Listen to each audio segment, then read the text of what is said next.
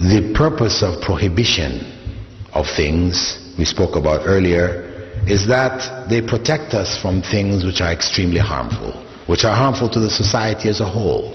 Whether we're able to understand where the harm lies or not, alcohol, the harm is obvious. The pig, the harm is not so obvious. The harm is not so obvious in the pig. But we believe there is major harm. Not just a bit of harm, but major harm in the pig. Otherwise, Allah is not going to prohibit it. He is not desirous of creating difficulties in life to keep us away from things which are beneficial. No. He prohibits the things which are harmful, where the harm is widespread. So when he prohibited the pig, it's because there's real harm in it.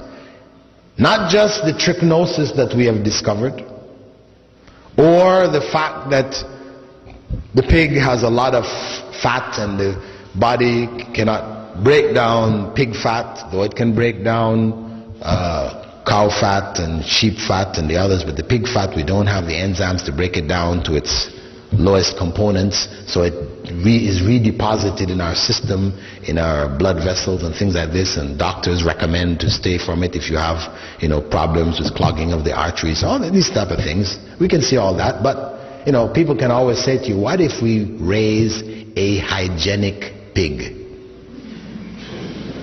No trichinosis. And a lean pig, we don't feed him any, stuff that's going to make him fat. He's just bones and muscle. Are you going to eat him now? No. We still don't eat him. Yeah. So those things we have found, let us not assume that that is it. No. There is harm. Some of the scholars of the past pointed out that perhaps the harm had to do with the nature of the pig. When we look at the animals that are prohibited to us to eat, from eating, we see that in general there are animals which are carnivores. The carnivores, the lion, the tiger, birds of prey that kill with the claw, the hawk, the eagle, the osprey, they are prohibited to us. Alligators, etc. The sea is different. Animals which are sea animals, because the shark is a predator also, but we can eat it. Big fish eat small fish, but we can eat them. So the ruling concerning the sea is different from the ruling for the land animals, right? These are the land animals, the birds, these are the forbidden animals. Perhaps this has to do with the nature of these animals, that their nature is a violent nature.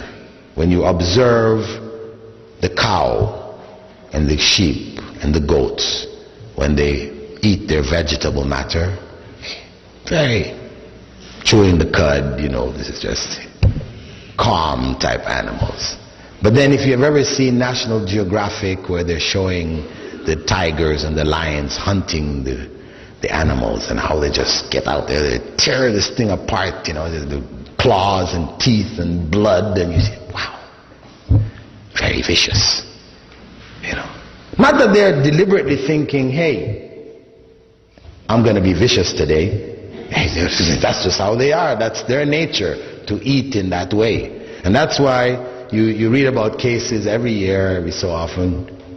These movie actors, they like to get these exotic pets. They buy a black panther or whatever, and you see them walking down the street with their panther or whatever. And then you read in the newspaper, he got clawed by his panther. He's playing with his panther. One day he just and just tears off half his arms. Why? He had raised this panther from, it was a little kitten. And all of a sudden the thing is, because that is its nature. No matter how much you try to domesticate, it has this nature.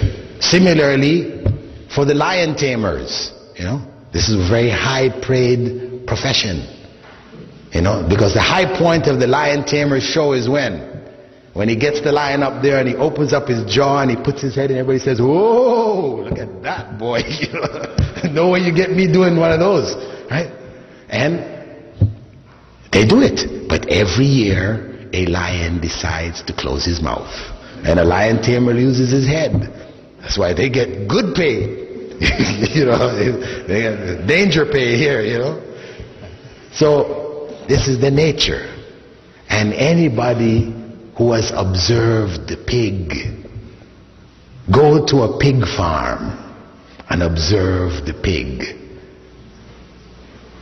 Its nature is filthy. It just loves filth. You put him in a clean area, he will wallow in his own feces, and yes, that is the nature of the pig. However you try to keep him, he loves filth. So, as they say, you are what you eat. There's a famous German nutritionist, he started that statement, you are what you eat. That's the bottom line. You're eating the pig, you're building yourself up with the pig, his enzymes, his protein, his genes, your body's breaking it down and remaking itself. It is affecting you. It is affecting you. Allah knows. This could very well be the essence of it. Now some people say, hey, the pig, why did Allah make the pig then? And of course Muslims, people who are raised as Muslims, who have lived lives as practicing Muslims, who have never eaten the pig, in their mind, the pig must be nasty tasting. Well, to be honest, I was raised a non-Muslim, and my parents used to cook up pork, and it tasted good. It didn't taste bad, it tasted nice, and that's why it's popular. So it's not about it being nasty tasting. No, not at all. So the people ask, well then why did Allah forbid it? If we discount this other element, right, of you being what you eat and all the other things, right?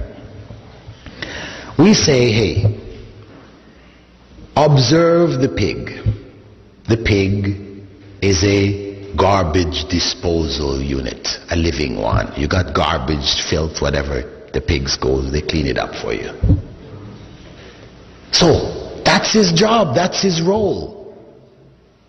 And you don't have to eat everything Allah made. Do we eat flies? People could argue, why don't we eat the fly? We don't have to eat the fly. He has a job, he does his job, very important.